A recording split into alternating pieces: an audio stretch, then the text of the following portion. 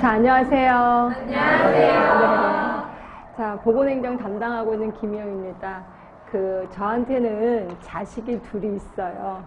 자, 한 명은 되게 잘생겼거든요. 그래서 되게 잘 나가고요. 그래서 사람들이 되게 좋아를 합니다. 칭찬도 되게 잘하고, 그 다음에 그 아이의 근황도 저한테 잘 알려줘요. 그래서 제가 알고 있는 공중보건이 그렇습니다. 그죠? 자, 또 한 아이는 되게 무뚝뚝하게 생겼어요. 표정도 없고요.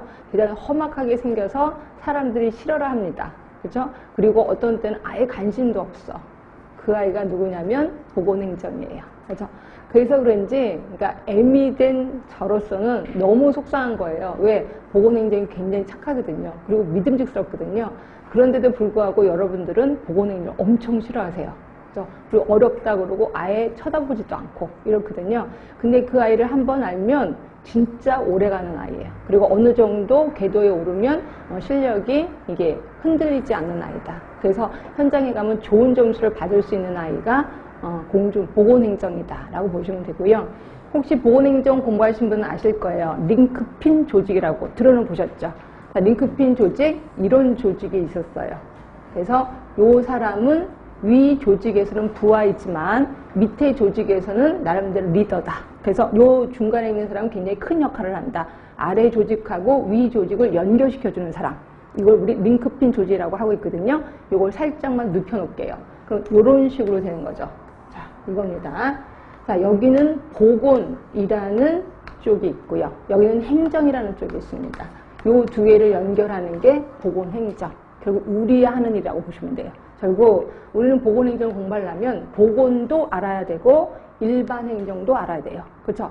근데 여러분들이 전공이라면 괜찮아. 보건은 아닌 거니까 행정만 하면 되겠다. 근데 여러분 중에서는 전공이 아니신 분이 꽤나 있을 거예요. 그래서 저는 보건도 모르고 행정도 몰라요. 그래서 어려워진다라고 보시면 될 것 같고요.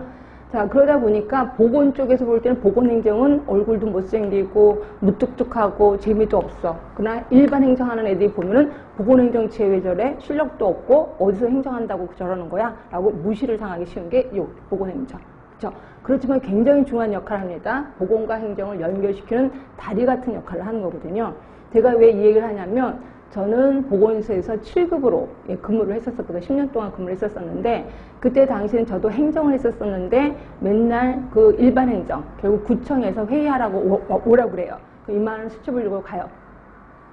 일반 행정하는 애들은요, 말도 안 되게 어려운 단어를 씁니다. 근데 그게 일부러 쓰려고 하는 게 아니라 일상생활화된 거예요. 그러다 보니까 회의를 할 때 맨날 어려운 말만 해요. 그렇죠? 분명히 한국말은 한국말인데 듣지를 못 들었던 얘기야. 그럼 저는 일일이 그걸 다 썼어요. 말던 다 썼는데 어느 날 하루 그 일반 행정하는 아이가 우연찮게 제 노트를 본 거예요. 그들이 코가 막 배꼽을 잡고 웃더니 이런 것도 썼어? 바보 아니야? 그래서 막 그게 크게 웃는 거예요. 저 너무너무 화가 나갖고요. 그래서 그 자리에서 바로 석사 보건행정을 제가 한 겁니다. 너무 화가 나갖고. 그래서 보건행정을 하게 됐고 지금까지 이 자리에 왔게 됐다라고 보시면 돼. 그러니까 여러분들도 나중에 보건소에 근무하시면 굉장히 자존심 상한 일이 좀 많을 겁니다. 그래서 제가 이것 때문에 보건행정 끈을 놓지 말아라고 하는 게 이런 사실이고요. 자, 우리 여러분들 이제 연애를 좀 해보셨을 거예요. 그래서 이제 낯선 남자, 낯선 여자를 딱 만났을 때, 자, 처음 만났을 때, 저 사람 왜 저러지? 사고방식이 이상한데? 예, 처음에 그렇게 시작합니다. 근데 시간이 흐르면 흐르고 자꾸 만나고 하면 어느새, 다 모든 걸 이해하게 되는 거죠.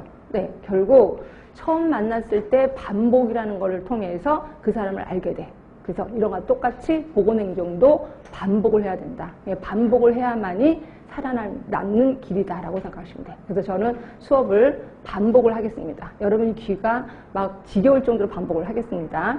자, 일단 제가 하루에 3강을 해요. 3강을 하는데 한 번 1시간 하고 10분 쉬고 1시간 하고 10분을 쉴 겁니다. 1시간 하고 끝날 때쯤에 자, 우리 책에 보시면 50쪽이 있을 거예요. 50쪽에 자, 새 책이 돼서 예전 책 갖고 계신 분은 좀 안 맞을 수 있는데 얼추 맞을 것 같아요. 55쪽이네.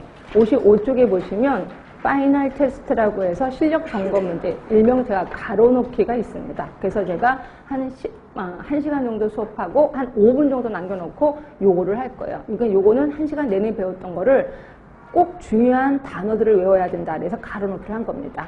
그래서 요번에 합격수기에 보니까 한 분은 요걸 아예 복사를 하셨대요. 복사를 해서 여기에 필요한 거 더 쓰고 그 다음에 이걸 갖고 계속 외웠다고 얘기를 하더라고요. 아주 좋은 현상입니다.